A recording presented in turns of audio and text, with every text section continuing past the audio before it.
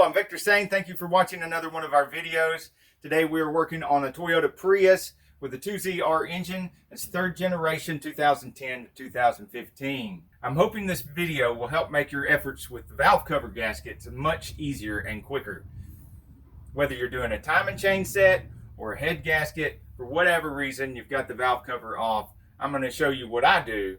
It makes it quick and easy. Insanely cool cars, tool reviews, and auto repair videos.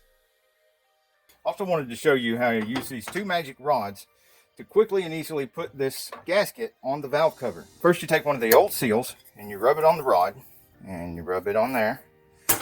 Then you take both of these, put them underneath the gasket like that, and under the gasket like that.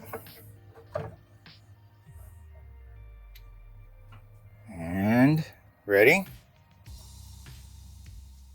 Wow! If you'd like to see more magic in our videos, let us know in the comments below. There's not much difficult about this job, but the most difficult thing is these seals right here. Before you get to that, make sure you have the two dowel pins here and here. You want to make sure you're done with all your timing chain stuff and have your timing chain cover on. With the timing chain cover on, you put a little divot of silicone here and here. And above all, make certain you have this O-ring in place here and the surprise face O-ring right here. Either one of those missing can be a disaster.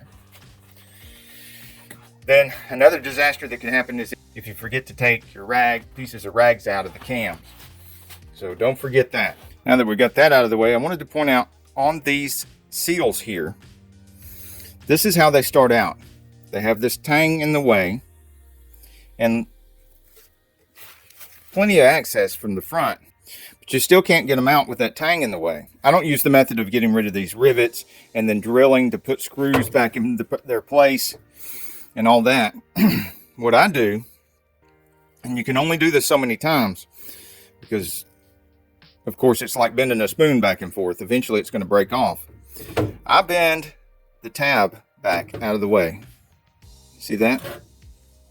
Bend it out of the way, and I use just a regular pair of pliers. I also have a dull chisel here that I use for going in the top side and pushing the seal out, the old seal out. And I work a little bit here and a little bit here, a little bit here. Be careful not to scratch up this surface right here. You need that for the new seal to seal up against the edge. And here is one I've already done. It's got the new seal right there. The tang is still here. And what I do to be able to do that is I have a 1 1/4 inch socket and I have a 1 1/2 inch socket. I place the 1 1/2 inch socket around the hole and flip the whole thing over against the workbench, making sure that the valve cover stays centered where that can support the area around where the seal goes in. Then I take this, and this is actually easier with an arbor press because there's no banging, but you probably don't have an arbor press. So you want to make sure your new seal faces up this way. Well, up towards you. When it goes on the car, it's going to be the opposite. But you want it to look like that. Not that, but that. And you lay that down in there.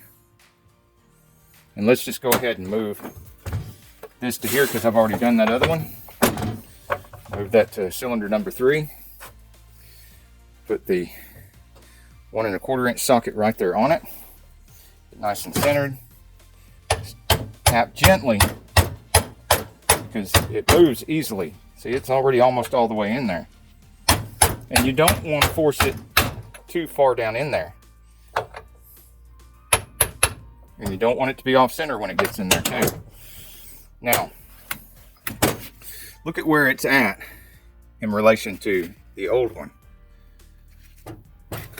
The countersunk. See how much aluminum is showing? Almost exactly the same right here. And the 1 1/4 inch socket just happens to start hitting the aluminum at that point, so it actually works in your favor that the 1 1/4 inch won't go all the way down in there.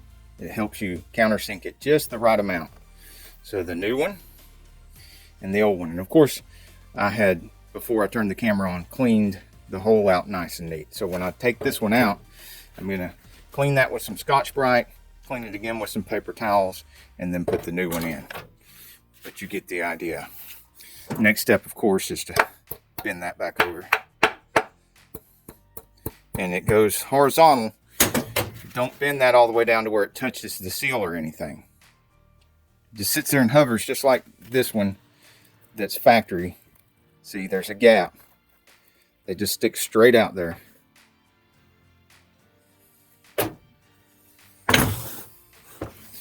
And then, of course, you replace your seal here with the new seal. And you can see here where when it was on there before, there was a little bit of silicone in that place where I showed you where the timing chain cover meets the head. And after that, it's just a matter of installing it, which is pretty straightforward. You're taking it off, you can get it on. If some part of this video helped you, please consider subscribing and check out our Toyota repair playlist. If you really want to help out, try sharing one of our videos on social media or one of the Prius repair forums. And I'd be happy to see you on the St. Auto Facebook page and allow you to share your videos and your stories of repairs and even links to your videos to your YouTube channel. Till the next video, get off the couch and get dirty.